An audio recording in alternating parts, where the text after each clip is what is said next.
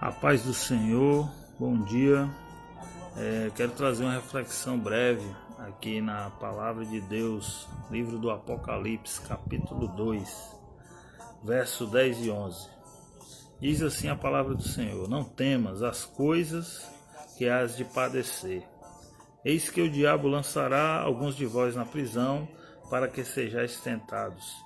E tereis uma tribulação de 10 dias. Ser fiel até a morte, e dar-te-ei a coroa da vida. Quem tem ouvidos, ouça o que o Espírito diz às igrejas. O que vencer não receberá o dano da segunda morte. Jesus permite o sofrimento. Sim, Jesus permite o sofrimento. Mas Jesus controla tudo o que sobrevém na minha e na tua vida. Nenhum sofrimento pode nos atingir, exceto com a expressa permissão dele. Ele adverte os crentes aqui, nesta carta de Esmirna, os crentes da igreja de Esmirna, sobre o que está para acontecer.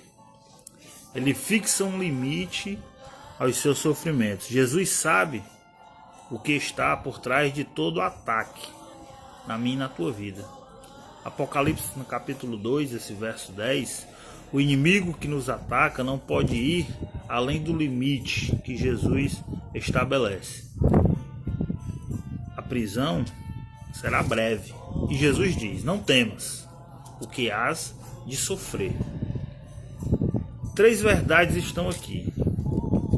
A primeira verdade é que o sofrimento ele é certo.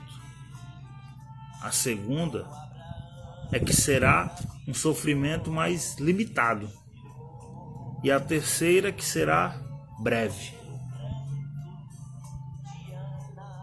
A primeira diz que será certo o sofrimento, porque a própria palavra nos diz que o sofrimento é certo. O próprio Jesus disse que no mundo tereis aflições. Então as aflições virão, o sofrimento virá. O próprio Jesus passou, mas passou vitoriosamente pelo caminho estreito do sofrimento, porque Jesus foi um homem de dores, ele padeceu. Por isso, pode nos fortalecer. Ele também enfrentou tribulação, ele foi um homem de dores, ele sabe o que é padecer. Ele foi pressionado pelo inferno, ele suportou a pobreza, não tinha nem onde reclinar a cabeça, foi caluniado.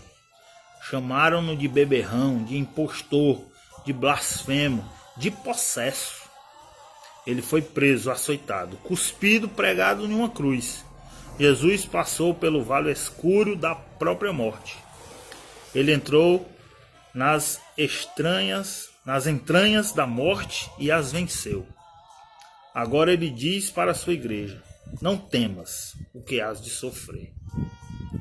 Ele tem o poder para consolar, porque ele foi tentado como nós, mas sem pecar. Ele pode nos socorrer, porque trilhou o caminho do sofrimento e da morte, mas venceu. A segunda verdade também que vemos nesse texto é que vemos que é um sofrimento, mas um sofrimento limitado. Por quê?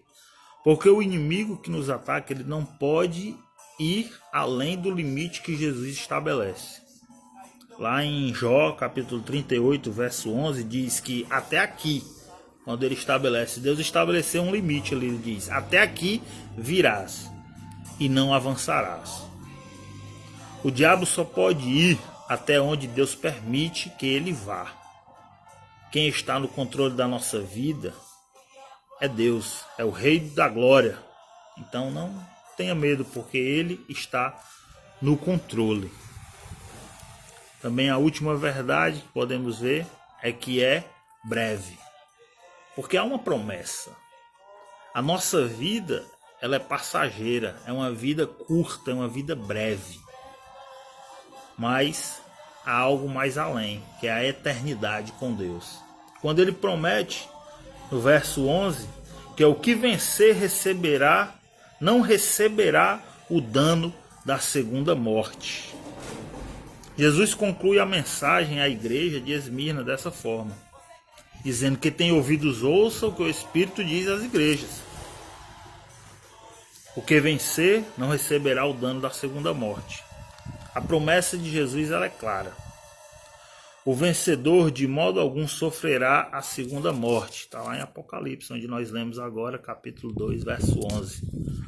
Podemos enfrentar a morte e até o martírio, mas escaparemos do inferno, que é a segunda morte. E entraremos no céu, que lá está a eternidade. Lá é a coroa da vida que Jesus promete. Precisamos ser fiéis até a morte, mas a segunda morte não poderá nos atingir. Podemos perder a nossa vida, mas a eternidade, a coroa da vida, nos será dada. Então, essa é a verdade que nós encontramos nesse texto sobre esta igreja, sobre a nossa vida, sobre a igreja presente também deste século. Que Deus nos abençoe, em nome de Jesus. Amém.